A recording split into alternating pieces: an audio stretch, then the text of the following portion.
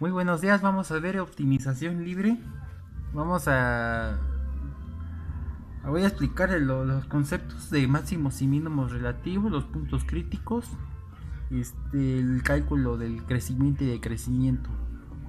Bien, el proceso de hallar el máximo o mínimo relativo en funciones con una variable también se conoce como extremo relativo de una función con una variable y se denomina optimización libre.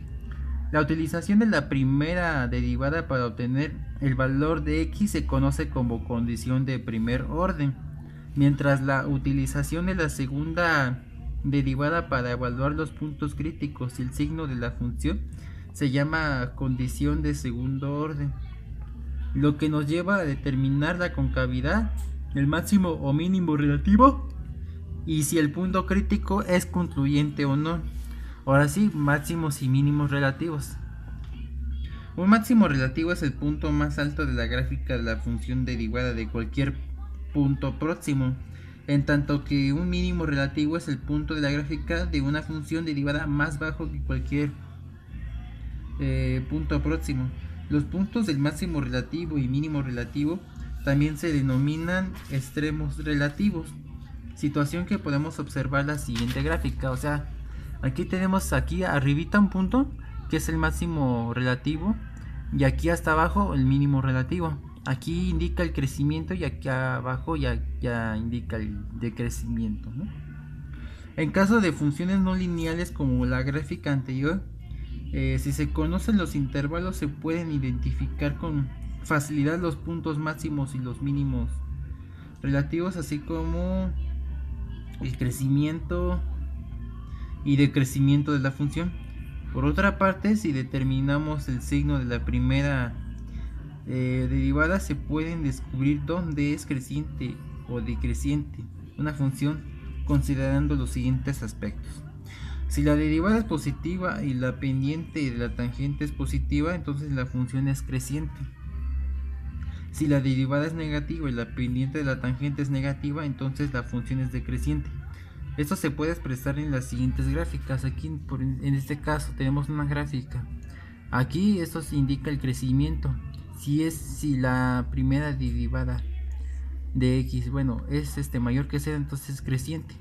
Y la otra, si es menor que 0, entonces es decreciente, se va para abajo. Vamos a ver lo que son los puntos críticos. Son aquellos puntos en donde la función puede tener un máximo o un mínimo relativo. A estos puntos también se le conocen como valores críticos y se determinan como sigue. En el caso de que la primera derivada sea 0 y la segunda derivada sea menor que 0, entonces existe un máximo relativo. Y en el caso de que la primera derivada sea 0 y la segunda derivada sea mayor que 0, entonces hay un mínimo relativo. Esto se puede observar en las siguientes gráficas. O sea, aquí tenemos el punto crítico, es el máximo relativo y aquí es el mínimo relativo. Y bien, vamos a ver el cálculo del crecimiento y decrecimiento de una función. Para el uso de la primera derivada de calcular el crecimiento y el decrecimiento de una función, es necesario primero calcular los puntos críticos, el máximo y el mínimo relativo, y con ello determinar el crecimiento y decrecimiento de la función, por lo que es necesario graficar los puntos críticos calculados. Es necesario observar los siguientes pasos, ¿no? Primero, calcular la primera derivada de la función y factorizarla. Segunda, calcular los puntos críticos en base a la función derivada y a la factorización, considerando, inciso A, pues cuando la derivada es igual a 0 y cuando la derivada no está derivada, se sustituye los valores de x en la función original para obtener el valor de y encontrar las coordenadas y puntos críticos. Graficar 3. Graficar en base a los puntos críticos y determinar los extremos relativos. 4. Los puntos críticos o valores críticos se dividen al eje de las x en varios intervalos. De ahí se consideran los extremos relativos para determinar el crecimiento o decrecimiento de la función. Se elabora una tabla verificando el signo de la primera derivada en cada intervalo, considerando hacia la izquierda el intervalo siguiente al punto de extrema izquierda y hacia la derecha el intervalo siguiente al punto de extrema derecha.